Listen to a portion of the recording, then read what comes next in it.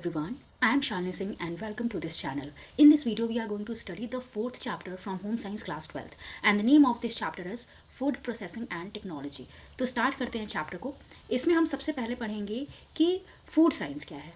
It is a broad discipline concerned with all the technical aspects of food, beginning with harvesting or slaughtering and ending with cooking and consumption. तो food science में हम हर चीज़ पढ़ते हैं जो food से related होती है कि फूड कैसे बनना शुरू हुआ, उसकी बिगनिंग से लेके उसकी एंडिंग तक, मतलब कैसे फूड बनना शुरू हुआ वहाँ से स्टार्ट करके हम उसके कंजम्पशन तक हम फूड को पढ़ते हैं फूड साइंस के अंदर. इसके बाद नेक्स्ट है फूड प्रोसेसिंग. तो देखो फूड प्रोसेसिंग क्या है, ये सेट है उन मेथड्स और टेक्निक्स का जिनका यूज़ करके हम रॉ इंग्रेडिएंट्स से फूड बनाते हैं. ठीक है, लिखा भी है, it is the set of method and techniques use to transform raw ingredient into finished and semi finished products. तो हम रॉ इंग्रेडिएंट का यूज़ करके जब फिनिश्ड या सेमी फिनिश्ड प्रोडक्ट्स बनाते हैं, फूड प्रोडक्ट्स बनाते हैं, तो उसको हम फूड प्रोसेसिंग कहते हैं. तो यहाँ पे सारे मैथड्स और टेक्निक्स का यूज़ होता है. Food processing requires good quality raw materials from either plant or animal source to be converted into attractive, marketable and often long shelf life food products. तो यहाँ पे फूड प्रोसेसिंग में हम क्या करते हैं, अच्छी क्वालिटी का रॉ मटेरियल लेते हैं. ये रॉ मटेरियल प्लांट से भी हो सकता है, एनिमल से भी हो सकता है, और फिर हम इसको अट्रैक्टिव और मार्केटेबल मतलब मार्केट के हिसाब से जो चीज़ चलन में है, जो चीज़ लोग खाना पसंद कर रहे हैं, उस हिसाब से हम फूड बनाते हैं. अट्रैक्टिव भी बनाते हैं कि देखने में अच्छा लगे, और साथ ही साथ हम ये भी ध्यान रखते हैं कि उसकी शेल्फ लाइफ क्या हो, लंबी रहे, मतलब फूड लंबा टिक पाए, जल्दी खराब ना हो. तो ये सारी चीज़ें हम फूड प्रोसेसिंग टेक्नोलॉजी में देखते हैं. उसके बाद है food technology.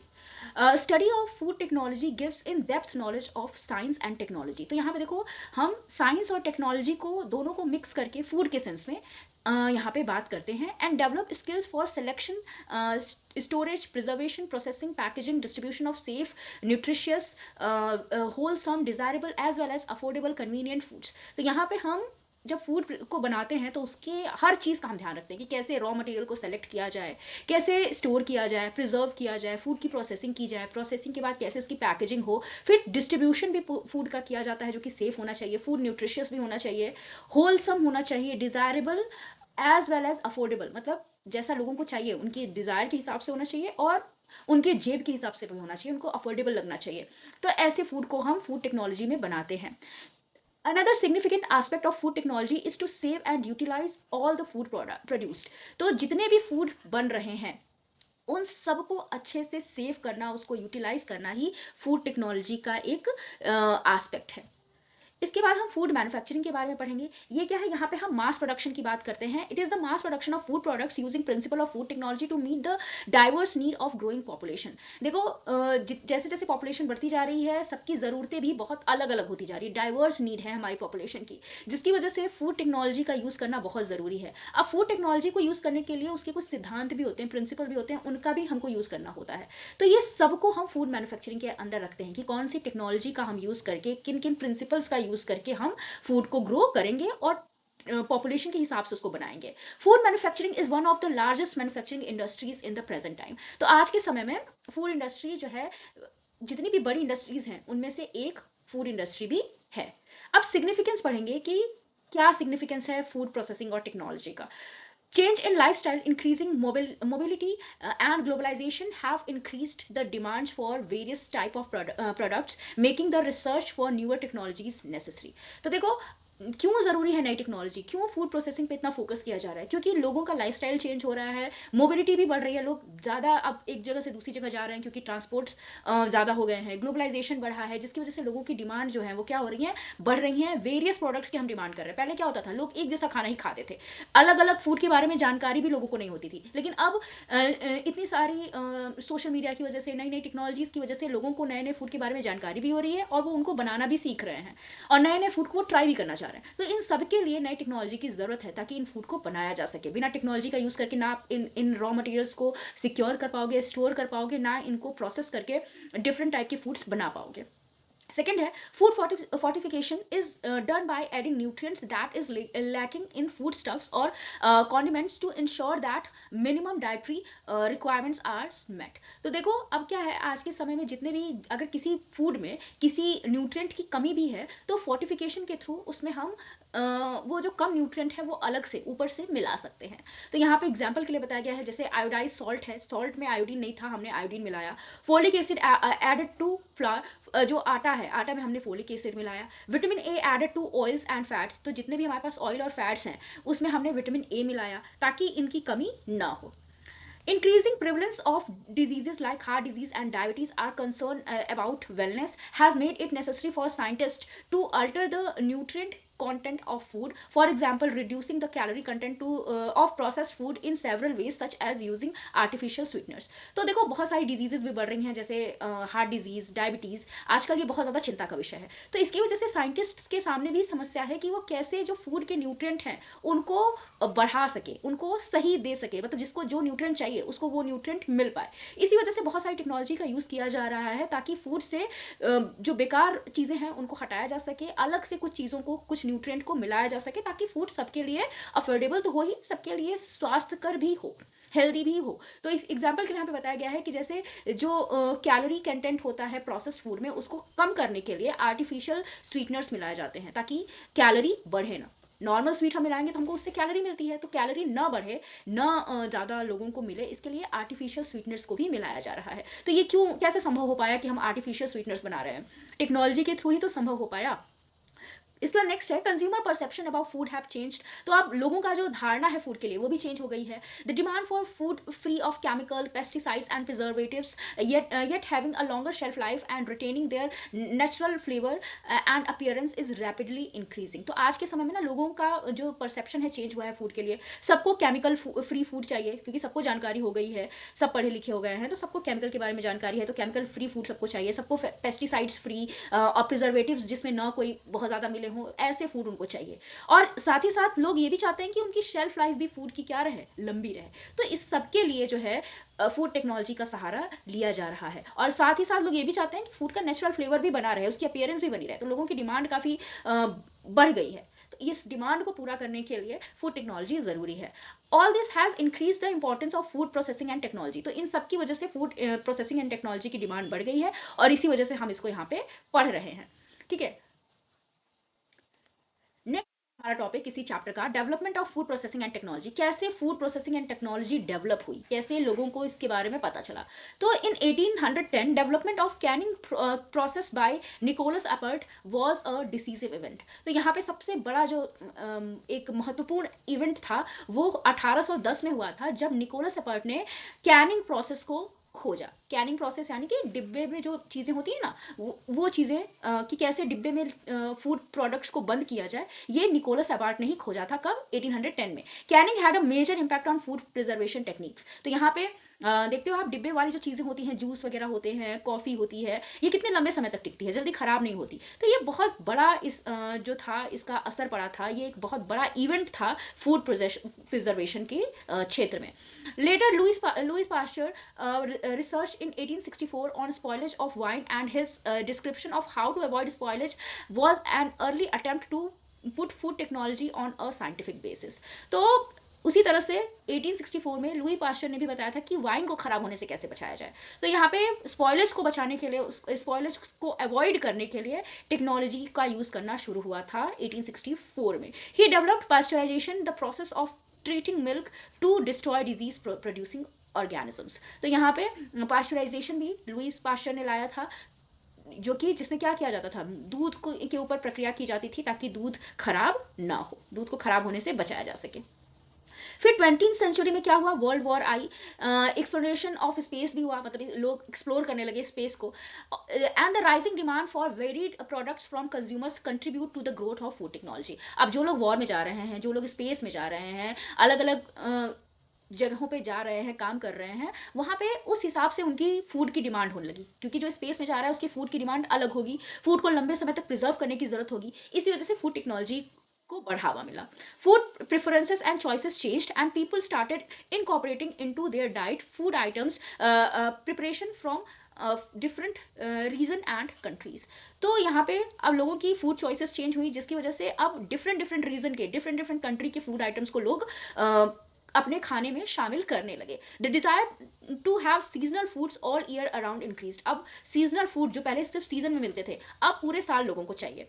Food technologist made efforts to provide both safer and fresher food using new technologies. तो देखो, सीजनल फूड को पूरे साल उपलब्ध कराने के लिए भी फूड टेक्नोलॉजिस्ट ने बहुत सारे एफर्ट्स लगाए, जिससे सेफर और फ्रेशर फूड पूरे साल लोगों को मिल पाए. अब 21st सेंचुरी में क्या हुआ? Food technologist are challenge to produce food suitable for health and other changing needs of consumers. 21st century आते आते अब फूड टेक्नोलॉजिस्ट जो थे, उन्होंने ऐसे फूड बनाने शुरू कर दिए जो कि लोगों की हेल्थ के हिसाब से हों, हेल्थ के लिए सुटेबल हों, और जो भी लोगों की चेंजिंग नीड्स हैं उनको पूरा करने के लिए योग्य हों. In developing countries like India, this rapidly expanding and developing field has been helpful in improving food security and has opened avenues for employment at all levels. तो ये जो फील्ड है फूड प्रोसेसिंग एंड टेक्नोलॉजी की, ये बहुत तेज़ी से expand कर रही है, जिसकी वजह से फूड सिक्योरिटी में सुधार हुआ है. साथ ही साथ लोगों को रोजगार के अवसर भी मिले हैं हर लेवल पे. मतलब जितने भी लेवल है फूड प्रोसेसिंग एंड टेक्नोलॉजी की, सब पे जो है रोजगार के अवसर मिल रहे हैं लोगों को. अब हम नेक्स्ट टॉपिक इसमें पढ़ेंगे need and methods of food processing. Food processing की जरूरत क्यों है और कौन कौन से मेथड्स हैं. तो सबसे पहले हम जरूरत पढ़ेंगे कि क्यों फूड प्रोसेसिंग इतनी ज़्यादा ज़रूरी है. देखो, फूड जो है ना वो खराब हो सकता है, फिजिकली भी, केमिकली भी और बायोलॉजिकली भी, और बहुत सारे ऐसे फैक्टर्स हैं जो फूड को खराब करते हैं, जैसे कीड़े मकोड़े, अच्छे टेम्परेचर पे, उचित टेम्परेचर पे फूड को बनाया नहीं गया, स्टोर नहीं किया गया. इसके अलावा अगर बहुत ज़्यादा एक्सपोजर हो गया है लाइट का, ऑक्सीजन का, मॉइस्चर का, तो इसकी वजह से भी फूड हमारा खराब होता है. आपने सुना होगा, देखा होगा कि गीले हाथ से अगर हम अचार छू दें तो उसमें क्या हो जाती है, नमी चली जाती है, जिसकी वजह से बैक्टीरिया उसमें पनपने लगते हैं, फफूंदी लग जाती है उसमें अचार में. ठीक है, उसी तरह से लाइट से दूर रखना होता है फूड को, ऑक्सीजन से दूर रखना होता है ताकि माइक्रोब्स उसमें पनपे ना. Food is also contaminated by microorganisms, bacteria, fungus and molds और chemicals such as pesticides. तो फूड कई तरीके से बर्बाद हो सकता है, माइक्रो ऑर्गेनिजम्स के थ्रू भी और पेस्टिसाइड्स जो दवाइयाँ हम छिड़कते हैं उसके थ्रू भी. In addition, physical and chemical changes in certain constituents of food from plant and animal sources occur soon after harvesting or slaughtering, altering the food quality. तो देखो, इसके अलावा जब फूड को हार्वेस्ट किया जा रहा है या स्लॉटर किया जा रहा है, तो उस समय भी क्योंकि हम आपको पता है ना कि प्लांट सोर्स से जो फूड मिलते हैं उनको हम हार्वेस्टिंग के थ्रू पाते हैं, एनिमल सोर्स से जो हमको फूड मिलता है उनकी स्लॉटरिंग, एनिमल्स की स्लॉटरिंग की जाती है, उनका वध किया जाता है, तब हम जाके इनसे फूड प्राप्त करते हैं. इसके अलावा बिना स्लॉटरिंग के भी हमको मिल्क वगैरह मिलता है, लेकिन अगर हमको मीट खाना है तो स्लॉटरिंग होती है. तो इस समय पे भी जब एनिमल की स्लॉटिंग हो रही है या प्लांट फूड की हार्वेस्टिंग हो रही है, उस समय पे भी कुछ केमिकल, कुछ फिजिकल तत्व आके फूड में मिल जाते हैं और फूड की क्वालिटी को खराब कर सकते हैं. Therefore food processing and preservation are required to preserve food in edible and safe form. तो फूड प्रोसेसिंग और टेक्नोलॉजी इसीलिए ज़रूरी है ताकि फूड को प्रिजर्व किया जा सके. तो हर एक चरण में, हर एक स्टेप पे फूड को प्रिजर्व किया जाना जरूरी है. ऐसा जरूरी नहीं कि बनाते समय ही बस उसकी सफाई का ध्यान रखा जाए. जब उसकी हार्वेस्टिंग हो रही है, स्लॉटरिंग हो रही है, तभी भी सफाई से किया जाए, उसको बनाया भी सफाई से जाए और स्टोरेज भी अच्छे से हो. जब तक लोगों के मुंह में, उनके पेट में खाना ना चला जाए, तब तक फूड को प्रिजर्व करने की ज़रूरत होती है, उसको बचाने की ज़रूरत होती है. अब classes of food based perishability है. पेरिशेबिलिटी के बेसिस पे हम कितने टाइप में फूड को बांट सकते हैं. पेरिशेबिलिटी मतलब कि कैसे फूड जो नष्ट होता है ना, उसके बेसिस पे. Perishable foods are foods that spoiled quickly within 1 or 2 days. Milk, curds, fish इसके एग्जाम्पल हैं. तो पेरिशेबल फूड किसको बोलेंगे? ऐसे फूड जो बहुत जल्दी 1-2 दिन में खराब हो जाए, जैसे दूध हो गया, दही हो गया, मीट, फिश. फिर सेमी पेरिशेबल फूड कौन से हैं? जो लगभग 1 से 2 हफ्ते चले, जैसे फ्रूट्स और वेजिटेबल्स हो गई. इसके अलावा जो रूट क्रॉप्स हैं जैसे अनियन, पोटैटोज, ये 2 से 4 वीक भी चलते हैं, इनको भी हम सेमी पेरिशेबल में ही रखते हैं. अब नॉन पेरिशेबल फूड वो होते हैं जो ज़्यादा दिन तक चलते हैं, जो लगभग 1 साल तक चल सकते हैं और ख़राब नहीं होते, जैसे राइस, व्हीट, पल्सेस और ऑयल सीड्स हो गए. ठीक है, तो ये ध्यान रखना. ये भी पूछा जाता है कि पेरिशेबिलिटी के बेसिस पे आप फूड को कितने क्लासेस में डिवाइड कर सकते हो. अब हम मेथड पढ़ेंगे कि फूड प्रोसेसिंग के कौन कौन से मेथड है, फूड को बचाने के कौन कौन से मेथड्स हैं. तो देखो, कई सारे यहाँ पे चीज़ें हैं जहाँ जिसको अप्लाई करके आप फूड को बचा सकते हो. एप्लीकेशन ऑफ हीट, देखते हो ना सब्जी वगैरह को, दूध को हम गर्म करके रखते हैं ताकि वो ख़राब ना हो, तो हीट को अप्लाई करके खाने में से वाटर या मॉइस्चर को रिमूव करके, जैसे अचार बनाने से पहले जो भी आम वगैरह होता है, जो भी फल होते हैं, उनको सुखाया जाता है, उनमें से पानी को खत्म किया जाता है। Lowering of temperature during storage, storage के समय टेम्परेचर को कम करके, जैसे फ्रिज में जब हम स्टोर करते हैं फूड को तो टेम्परेचर कम ही रहता है वहाँ पे। रिडक्शन ऑफ पीएच, पीएच को कम करके भी हम फूड को क्या कर सकते हैं, बचा सकते हैं। Controlling the availability of oxygen, oxygen ना देके फूड को ऑक्सीजन ना मिले तभी भी फूड क्या होएगा, बचा रहेगा। ठीक है, यहाँ पे फिर आपकी बुक में एक चीज़ पूछी गई थी यहाँ पे कि क्या आपको पता है कि बैक्टीरिया और जो है वो प्रोटीन रिच फूड में ज़्यादा पनपते हैं। बैक्टीरिया को पसंद होता है प्रोटीन रिच फूड। कौन से प्रोटीन रिच फूड है? Meat, fish, poultry, egg and dairy products. इसमें प्रोटीन ज़्यादा होता है जिसकी वजह से इन फूड को हम हाई रिस्क फूड भी बोलते हैं, क्योंकि यहाँ पे इनको खराब होने का खतरा ज़्यादा होता है, क्योंकि बैक्टीरिया को ये बहुत पसंद होता है। Bacteria grow at any temperature between 5 to 60 degree Celsius. तो इस टेम्परेचर के बीच बैक्टीरिया को कंफर्ट मिलता है और वो इस पर पनपता है। इसी वजह से इस टेम्परेचर को 5 to 60 डिग्री सेल्सियस वाले टेम्परेचर को हम डेंजर जोन भी बोलते हैं। इसको भी आप ध्यान रखिएगा। इसके बाद नेक्स्ट है processed food can be classified on the basis of extent and type of processing as follow. तो प्रोसेस्ड फूड को भी हम कई तरीकों में, कई कैटेगरी में रख सकते हैं। पहला है मिनिमली प्रोसेस्ड फूड, जो उसको हम कम से कम प्रोसेस करते हैं।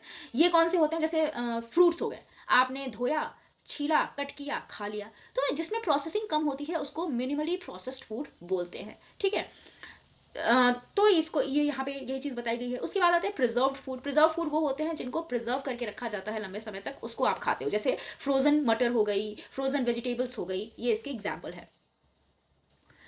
उसके बाद है मैन्युफैक्चर्ड फूड, ऐसे फूड जो कि मैन्युफैक्चर्ड फॉर्म में मिलते हैं, आप उनको बना के खाते हो। ठीक है, the original characteristics of the raw product are lost and some basic method of preservation are used. तो देखो, जो रॉ मटेरियल है ना, वो पूरी तरह से उसकी जो ओरिजिनल गुण होते हैं वो क्या हो जाते हैं, खत्म हो जाते हैं, और प्रिजर्वेशन के मैथड्स का यूज़ किया जाता है। कुछ अलग से इंग्रेडिएंट्स भी, जैसे सॉल्ट, शुगर, ऑयल, ये सब मिलाया जाता है। केमिकल प्रिजर्वेटिव्स भी मिलाए जाते हैं, जैसे अचार हो गया, जैम हो गया, पापड़ हो गया, ये सब मैन्युफैक्चर्ड फूड है। ठीक है, अचार में आपने मान लो आम का यूज़ किया था, आम की जो उसका जो एक्चुअल नेचर है, जो रॉ है, जब वो रहता है, जो उसका नेचर है, वो पिकल बनाते समय जब पिकल बन के तैयार होता है तो एकदम चेंज हो जाता है। तो उसकी जो ओरिजिनल कैरेक्टरिस्टिक्स हैं वो यहाँ पे बदल जाती हैं। और प्रिजर्वेशन के लिए आप सॉल्ट, शुगर, सॉल्ट और ऑयल भी मिलाते हो। ठीक है, जैम में आप शुगर वगैरह मिलाते हो। फिर है फॉर्मुलेटेड फूड्स। ये क्या है, इनको ध्यान रखना। These are products prepared by mixing and processing of individual ingredient to result in relatively shelf stable food products such as bread, biscuit, cake, kulfi. तो यहाँ पे हम जो कोई भी एक इंग्रेडिएंट लेते हैं और उसको उसकी प्रोसेसिंग कर देते हैं ताकि उसकी शेल्फ लाइफ क्या हो जाए, बढ़ जाए। जैसे बिस्किट, बिस्किट में क्या हुआ, हमने आटे को लिया, आटे को आप ऐसे रख दो रोटी बना के तो खराब हो जाएगा, लेकिन अगर आपने उसका बिस्किट बना दिया तो आटे की शेल्फ लाइफ बढ़ गई ना। तो रॉ इंग्रेडिएंट एकदम चेंज हो गया, उसका ओरिजिनल कैरेक्टरिस्टिक तो चेंज हुआ लेकिन उसकी शेल्फ लाइफ बहुत ज़्यादा बढ़ गई। केक हो गया, कुल्फी हो गया, तो इसको हम क्या करते हैं, इनको हम फॉर्मुलेटेड फूड बोलते हैं, जिसका मेन मकसद होता है उसकी शेल्फ लाइफ को बढ़ाना। ठीक है, और इसमें हम एक ही इंडिविजुअल इंग्रेडिएंट पे फोकस करते हैं। इसके बाद नेक्स्ट है फूड डेरिवेटिव्स। कौन कौन से फूड डेरिवेटिव्स हैं, क्या होते हैं, ये यहाँ पे बताया गया है। In industry components of food may be obtained from the raw product through purification. तो जो भी फूड है उसको प्योरीफाई करके हम दूसरा कुछ जो फूड है वो बना लेते हैं। जैसे ऑयल सीड से हम क्या निकालते हैं, ऑयल निकालते हैं, तो ये इसी को हम फूड डेरिवेटिव्स बोलते हैं। इन सम केसेस द डेरिवेटिव्स और द कंपोनेंट्स में बी प्रोसेस्ड फर्दर। अब कभी कभी ऐसा सीड से हमने ऑयल निकाल लिया लेकिन ऑयल को भी आगे हम प्रोसेस कर सकते हैं, तो प्रोसेसिंग इसकी और भी हो सकती है, जैसे कन्वर्जन ऑफ ऑयल टू वनस्पति।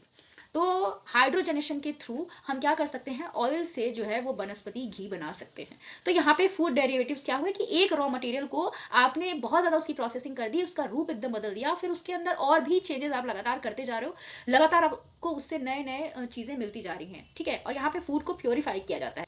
इसके बाद सिक्स्थ है फंक्शनल फूड्स। ये क्या होता है, these are foods that can have a beneficial effect on human health. इसको इसीलिए बनाया जाता है ताकि ह्यूमन हेल्थ पे क्या हो, बेनिफिट मिले। जैसे प्रोबायोटिक्स, लाइकोपिन, तो प्रोबायोटिक्स हो गए, लाइकोपिन हो गए, ये सब फंक्शनल फूड के अंदर रखे जाते हैं। ठीक है, अब प्रोबायोटिक क्या है, जैसे दही, दही क्या है, प्रोबायोटिक है।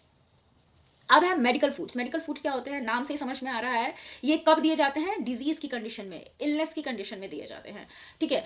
These are used in dietary management of diseases, for example low sodium salt, salt तो दो लेकिन ऐसा सॉल्ट दो जिसमें सोडियम कम हो। लैक्टोज फ्री मिल्क, दूध देने की जरूरत है तो लैक्टोज फ्री दूध दो, ताकि अगर किसी को लैक्टोज से प्रॉब्लम है तो उसको लैक्टोज ना मिले, ठीक है। तो ये चीज़ें यहाँ पे बताई गई हैं। इसके बाद नेक्स्ट हमारा टॉपिक है इसी चैप्टर का, knowledge and skills needed for food processing and technology. अब आप जब इस फील्ड की बात कर रहे हो तो यहाँ पे काम करने के लिए आपके पास कौन कौन सी नॉलेज होनी चाहिए, कौन कौन सी स्किल होनी चाहिए, वो बताया गया है। तो जो भी प्रोफेशनल्स इस फील्ड में आना चाह रहे हैं उनके पास बहुत ज़्यादा नॉलेज होनी चाहिए। अब बताया गया किस चीज़ की, सबसे पहले तो food as a material, food की नॉलेज होनी चाहिए कि कैसे रॉ मटेरियल के रूप में आप फूड को यूज़ कर रहे हो। तो seasonal availability of food stuffs, कौन से फूड स्टफ्स हैं जिनको आपको यूज़ करना है फूड बनाने के लिए, वो सीजनली अवेलेबल हैं या नहीं, ये भी देखना है आपको, आपको इसका नॉलेज होना चाहिए। Nature and properties of food, इसका भी नॉलेज होना चाहिए। कौन कौन से न्यूट्रिएंट हैं उस फूड के अंदर, उस रॉ मटेरियल के अंदर, उनको भी एनालाइज करना आना चाहिए। कॉस्ट, पैसा कितना लगेगा, ये भी देखना आना चाहिए। Influence of chemical, pesticides, time, moisture, temperature and additives, तो जितने भी उसमें एडिटिव्स मिलाए जा रहे हैं, पेस्टिसाइड्स मिलाए जा रहे हैं, समय का, मॉइस्चर का, टेम्परेचर का फूड पे क्या असर पड़ेगा, ये भी पता होना चाहिए। क्योंकि आप फूड प्रोसेसिंग की फील्ड में काम करने जा रहे हो तो आपको, जब तक आपको नहीं पता है कि किसी प्रोसेसिंग का, किसी डिफरेंट किसी टेक्नोलॉजी का उस फूड पे क्या असर पड़ेगा, तो आप कैसे उसकी प्रोसेसिंग कर पाओगे। किसी केमिकल का उस फूड पे क्या असर पड़ेगा तो कैसे उसकी प्रोसेसिंग कर पाओगे। तो कितने टाइम तक फूड रह सकता है उसमें, उसको मॉइस्चर, कितना मॉइस्चर से फ़ायदा होगा, कितना नुकसान होगा, ये सब आपको जानना पड़ेगा, ठीक है। कौन से एडिटिव्स उसमें मिलाए जा सकते हैं, कौन से एडिटिव्स उसमें नहीं मिलाए जा सकते, ये सब आपको जानना पड़ेगा। Assessment of the quality of raw foods and ingredient for quality production of food. तो अच्छा फूड बनाने के लिए आपको रॉ मटेरियल का ही क्वालिटी को ध्यान में रखना पड़ेगा। अगर रॉ मटेरियल खराब है तो जो फूड प्रोड्यूस होगा वो भी क्या होएगा, खराब होएगा। Food hygiene and food safety, इसका भी नॉलेज होना चाहिए। सेकेंड है फूड प्रोडक्ट डेवलपमेंट, जब आप फूड प्रोडक्ट डेवलप कर रहे हो तब आपके पास क्या क्या नॉलेज होनी चाहिए। Knowledge of food preparation and cooking skills for large scale food production, अगर बड़े लेवल पे आप फूड को प्रोड्यूस कर रहे हो तो आपको फूड प्रिपरेशन की नॉलेज होनी चाहिए, कुकिंग स्किल्स आपके अंदर होनी चाहिए। बिना कुकिंग स्किल्स के फूड को प्रिपेयर कैसे करोगे। Knowledge of product specification and testing it, product की क्या क्या स्पेसिफिकेशन है उसकी नॉलेज होनी चाहिए, उसको टेस्ट करना आना चाहिए। Observing and measuring quality control as per specification, जो फूड की स्पेसिफिकेशन है उसके हिसाब से उसको कैसे क्वालिटी को उसकी कैसे कंट्रोल किया जाए, कैसे उसकी क्वालिटी को ऑब्जर्व किया जाए, कैसे उसको मेजर किया जाए, ये सब आपको पता होना चाहिए। असेसमेंट बाय सेंसरी मेथड्स, देख के भी हमको फूड समझ में आता है ना कि फूड खराब हुआ है या नहीं हुआ है, तो आपको सेंसरी मेथड्स के थ्रू, मतलब देख के, सूंघ के, सेंसेस का यूज करके आपको फूड को असेस करना आना चाहिए।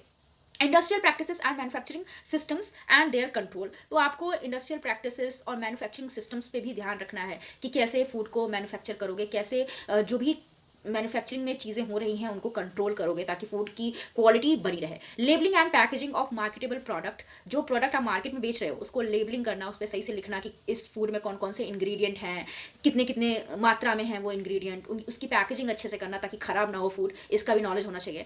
Hazard analysis and critical control point, HACCP के बारे में भी नॉलेज होनी चाहिए, ये बहुत इंपॉर्टेंट है, इसको आप नेक्स्ट चैप्टर में भी पढ़ोगे। फिर है रेसिपी डेवलपमेंट, अगर आप इस फील्ड में जा रहे हो तो आपके पास क्या क्या नॉलेज होनी चाहिए। एक्सपर्टीज इन कुकिंग, कुकिंग की नॉलेज होनी चाहिए। Knowledge of nature and properties of food, food का नेचर, उसकी प्रॉपर्टी की नॉलेज होनी चाहिए। कौन कौन से इंग्रेडिएंट यूज़ हो रहे हैं उनको नापना, उनका वजन करना, ये सब अच्छे से आना चाहिए। आपको पता होना चाहिए कि किस फूड में कौन सा इंग्रेडिएंट कितनी मात्रा में पड़ेगा। Designing, analysis and adopt a basic recipe, कोई एक रेसिपी बनाने के लिए क्या क्या उसका डिजाइनिंग है, मतलब उसको कैसे बनाना है, उसको एनालाइज कैसे करना है और कैसे अच्छे से उस रेसिपी को आपको बनाना है, ये आपको आना चाहिए। फूड हैंडलिंग स्किल्स, अब खाली खाना बनाने से ही मतलब नहीं है, आपको फूड को हैंडल करना भी आना पड़ेगा, उसको स्टोर कैसे करना है, उसको लोगों तक पहुंचाना कैसे है, ये भी आपको देखना पड़ेगा। Food production following hygiene and safety norms, तो फूड प्रोडक्शन में आपको जो है हाइजीन का ध्यान रखना है, सेफ्टी नॉर्म्स को भी का भी पालन करना है। Handling tools and equipments accurately, जो भी टूल्स और इक्विपमेंट्स यूज़ हो रहे हैं फूड डेवलपमेंट के लिए, रेसिपी डेवलपमेंट के लिए, उसको आपको अच्छे से हैंडल करना है।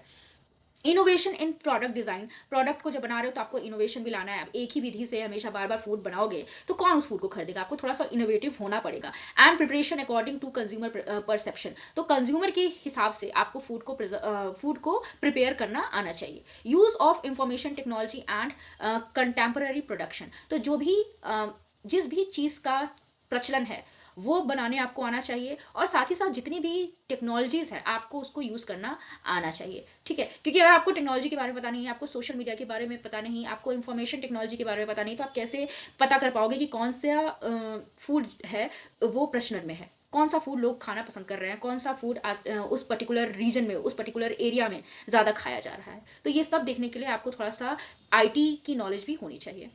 इसके बाद नेक्स्ट टॉपिक है हमारा स्कोप एंड करियर। अगर आपके पास ये सारी स्किल्स हैं तो क्या क्या स्कोप है आपके लिए, कौन कौन से कैरियर ऑप्शंस हैं आपके लिए। तो इसमें सबसे पहला है प्रोडक्शन मैनेजर। आप प्रोडक्शन मैनेजर बन सकते हो। Marketing and sales person. अब आप जो भी लोग मार्केटिंग की फील्ड में है, फूड प्रोडक्शन में सेल्स पर्सनल हैं, आप वो भी बन सकते हो। सेंसरी इवेल्युएशन की फील्ड में भी जा सकते हो कि कैसे फूड को टेस्ट किया जाए, कैसे उसको देख के सूंघ के पहचाना जा सके। क्वालिटी अश्योरेंस की फील्ड में भी आ सकते हो कि कैसे फूड की क्वालिटी चेक होगी, ठीक है। फूड सेफ्टी की फील्ड में आ सकते हो आप। रिसर्च एंड डेवलपमेंट की फील्ड में जा सकते हो, फूड सिक्योरिटी पे, उसकी प्रोसेसिंग पे रिसर्च कर सकते हो। और प्रोडक्ट डेवलपमेंट की फील्ड में भी आप जा सकते हो कि कैसे किसी प्रोडक्ट को बनाया जाए। इसके बाद है प्रोजेक्ट फाइनेंसिंग। अगर कोई भी फूड प्रोसेसिंग से रिलेटेड प्रोजेक्ट है तो उसकी फाइनेंसिंग आप कर सकते हो। प्रोजेक्ट अप्रेजल, कोई भी अगर प्रोजेक्ट है तो उसका अप्रेजल भी आप दे सकते हो। अप्रेजल मतलब आप प्रोजेक्ट को इवेल्युएट कर सकते हो कि वो कैसा है, अच्छा है या बुरा है, सोसाइटी पे, इन्वायरमेंट पे उस प्रोजेक्ट का क्या असर पड़ेगा। मान लो फूड से रिलेटेड कोई कंपनी है, कोई प्रोजेक्ट आया है, तो आप उसको देख सकते हो, उसको इवेल्युएट भी कर सकते हो, ठीक है। इसके बाद आप टीचिंग और रिसर्च की फील्ड में भी जा सकते हो। इसके अलावा आप अपना खुद का बिजनेस भी स्टार्ट कर सकते हो, कंसल्टेंसी भी दे सकते हो, एडवाइस भी दे सकते हो फूड प्रोसेसिंग और टेक्नोलॉजी से रिलेटेड। टेक्निकल मार्केटिंग भी आप कर सकते हो फूड प्रोडक्ट्स की। तो इसी के साथ हमारे चैप्टर कंप्लीट होता है। जो भी इसमें टॉपिक्स थे सब हमने अच्छे से पढ़े। फिर भी अगर आपको कोई डाउट हो, कोई सजेशन हो, तो आप कमेंट सेक्शन में लिख सकते हो। वीडियो अच्छा लगा हो तो लाइक कर देना, शेयर कर देना और चैनल को सब्सक्राइब कर देना। Thank you for watching.